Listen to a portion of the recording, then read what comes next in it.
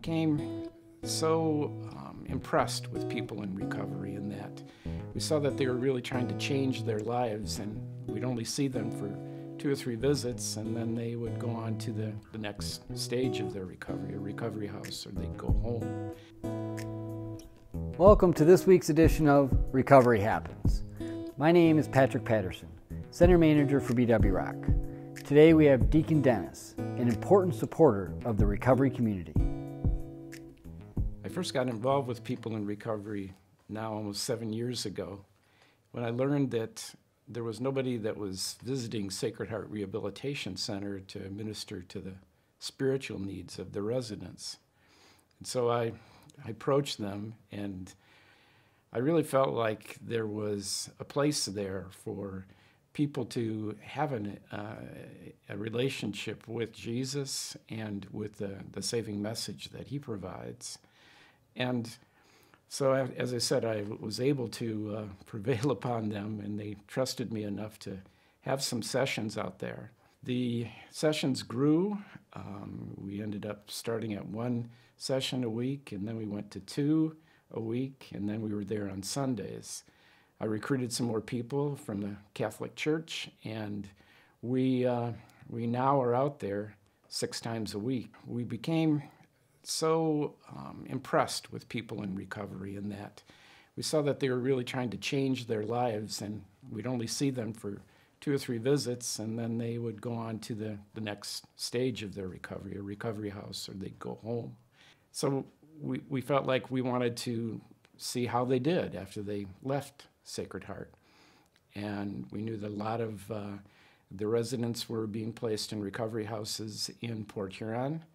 And so we sort of followed them into Port Huron. And we spend hours with people in recovery, and we've developed close relationships with many people in recovery. We have a big team now. There's probably about 20 of us, and we all have such respect and such love for people in recovery. We really feel like it's increased our understanding of who God is and what work he wants to do in the world. And also I think we've been helpful to people in leading them and helping them on their spiritual journey.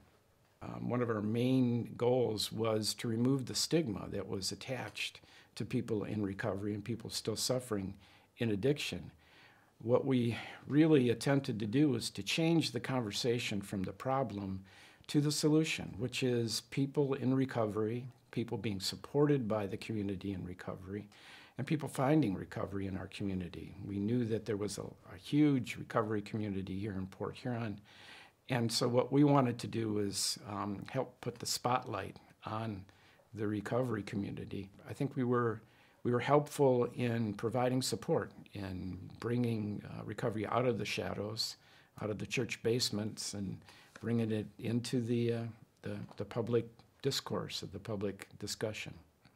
One of the things that I've really noticed about working in the recovery community is that recovery is something that's very familiar to the churches, that all of us fail, all of us make mistakes, all of us have to recover from different forms of addiction.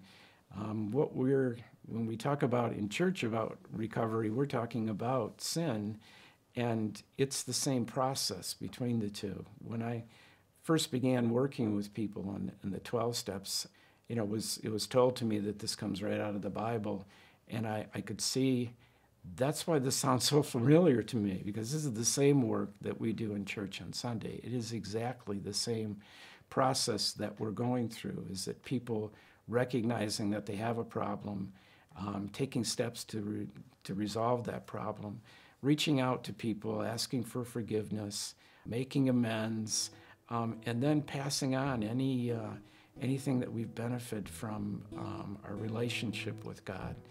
It's the same walk, and so it's such a natural thing to me for the recovery community to be working with churches, and for the churches to be working in the recovery community.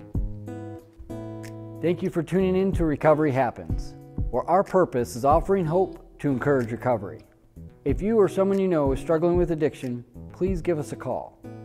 If you would like to donate to the cause of recovery, please visit our website and click Donate. We would like to thank our sponsor, Blue Water Area Families Against Narcotics.